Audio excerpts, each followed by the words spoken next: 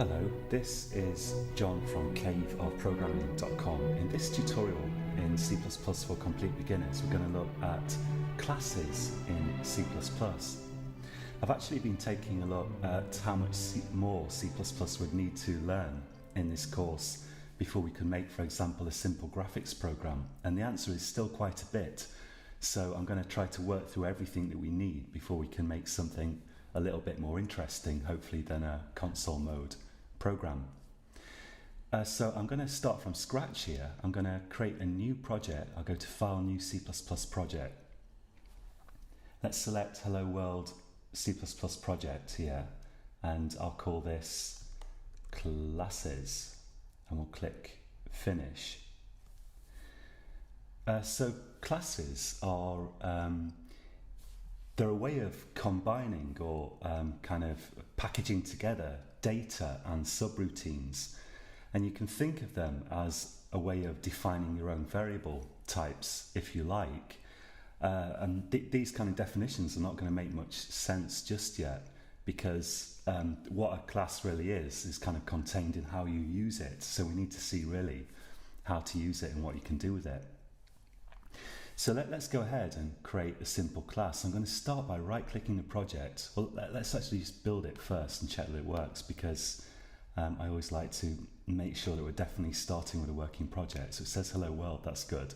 And I'm going to right-click the project and go to New, Other, and I'm going to select header file here. Yeah, let's start with the header file. In fact, the stuff I'm about to show you, there's a quick way of doing it, which involves selecting class here. But I'm going to do this kind of more by hand than is strictly necessary in order to show you what's involved. And I'd recommend that to start with, you do it this way too. So we'll select header file, click Next.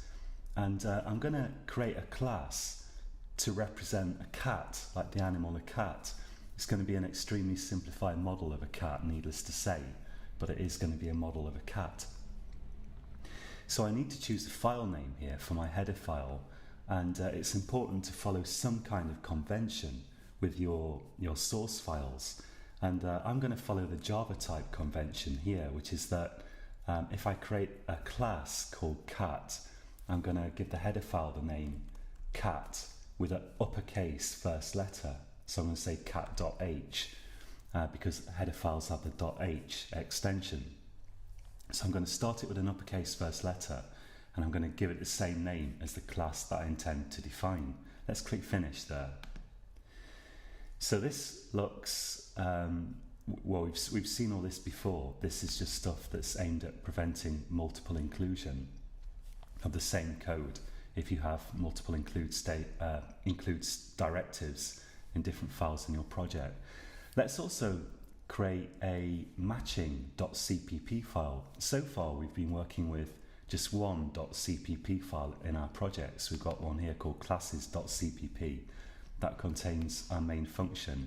But let's create another one now, because we can have multiple ones in our C++ project. I'm going to right-click the project or the source folder, it doesn't matter, and go to New, Other. In fact, that option was already available in the menu, but that's only because I've previously selected this. Let's go to New Source File under the C++ section here. Click Next. And I'm going to call this cat again with an uppercase C.cpp. So let's click Finish. Now, after the comment here, we can expand the comment. But this is just a comment. We could delete it. It doesn't matter. I am going to include, let's just get rid of it actually, because I don't really want it. I'm going to include the header file. So I'm going to say hash include double quotes and with uppercase C, cat.h.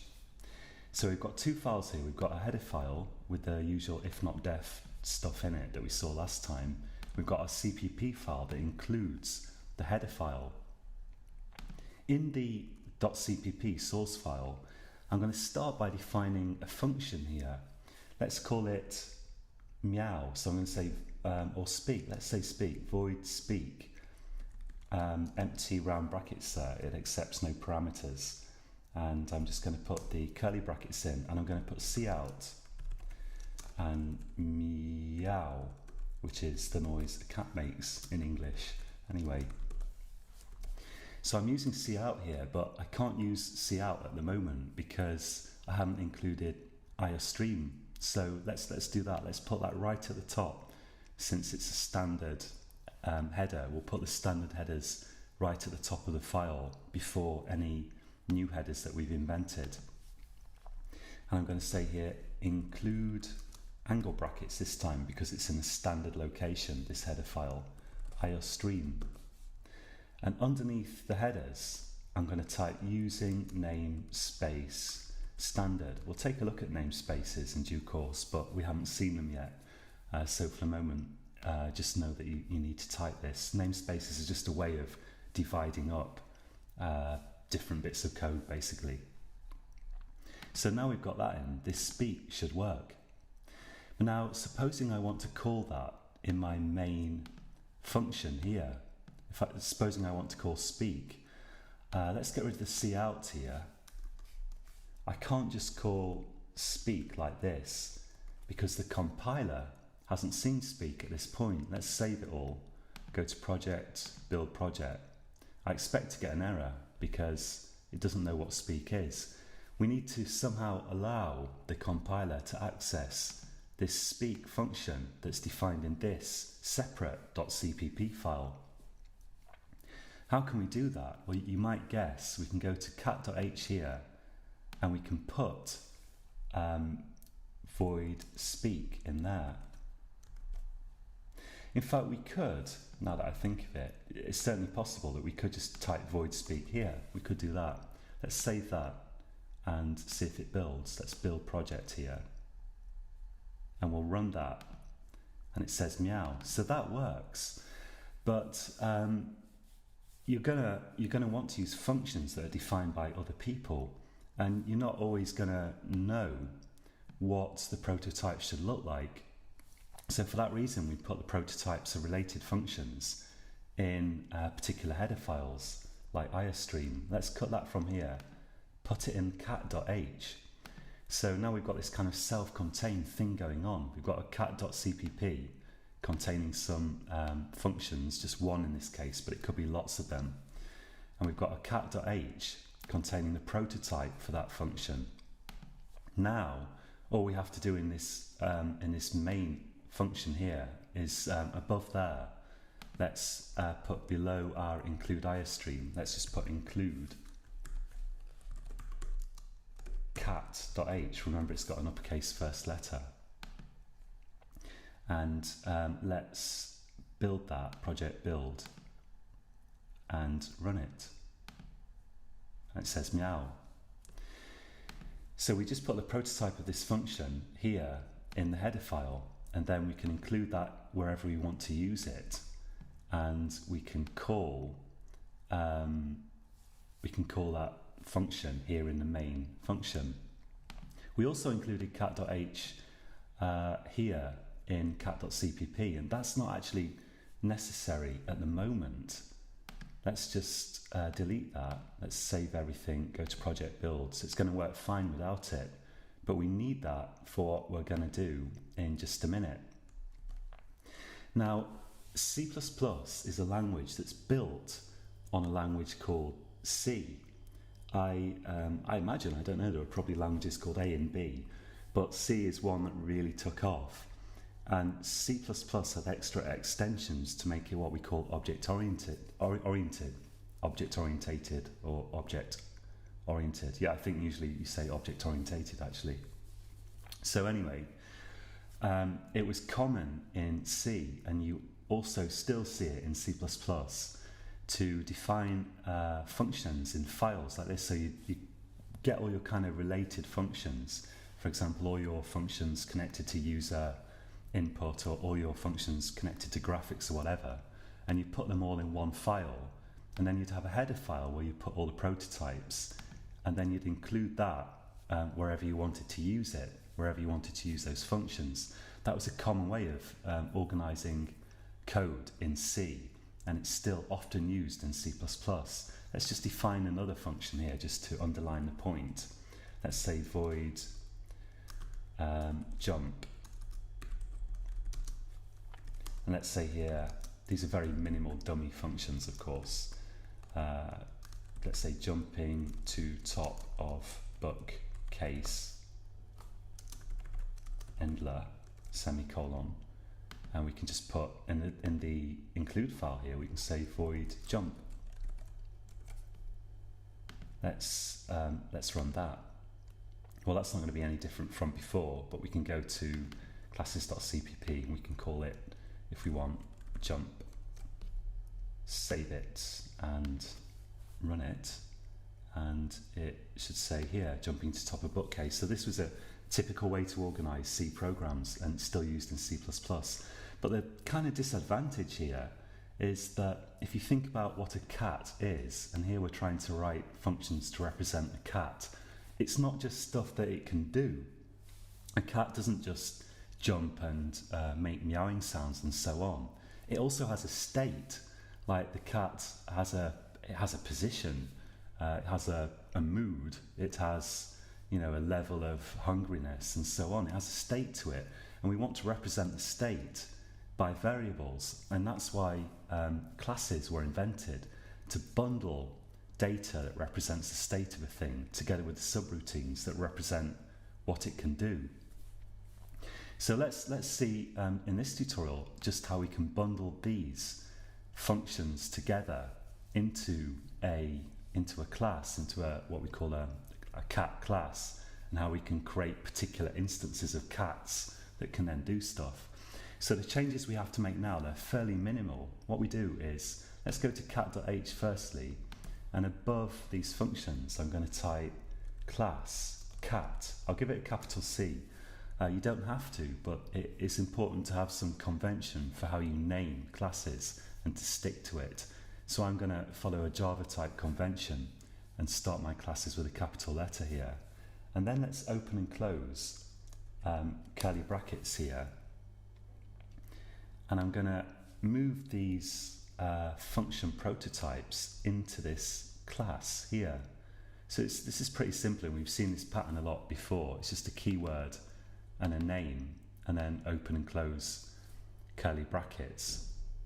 Well, we've seen similar patterns for sure anyway. And above these two functions, which notice must be within these curly brackets following class cat here, above that I'm going to type public and a colon, not a semicolon, a colon. And when I hit return there, or when I finish typing it, the auto formatter automatically moved it backwards like that. And that is correct. I can run the formatter again just to be sure, but yeah, it doesn't do anything. So we've just grouped these functions within this class, within the brackets of this class, and we've put a public keyword above them. And we'll get onto what that means in more detail later on in this course. But basically, it makes those functions accessible outside of the files that are purely associated with this class, so that we can use these functions, for example, in our main function. Now we're going to go to cat.cpp. And just before the function name here of speak, let's start with that one. I'm going to prefix it with cat. That's the class name. It's this here. And colon, colon. So 2 colons. And I'm going to do the same with jump. So this is saying that these functions belong to this cat class. And what this is it's kind of like a blueprint for a cat. At the moment it's very simple. It hasn't got any data, it hasn't got any state. We've just used it to bundle our two functions together. But it's kind of like a blueprint, we call it a class. And the specific instances, the actual cats that are made from this blueprint, we call them objects. So let's see how we can create a cat object from this class. So I'll go back to my classes.cpp, and we've already included cat.h here. Now we've got errors because we can't just call speak and jump like we did before.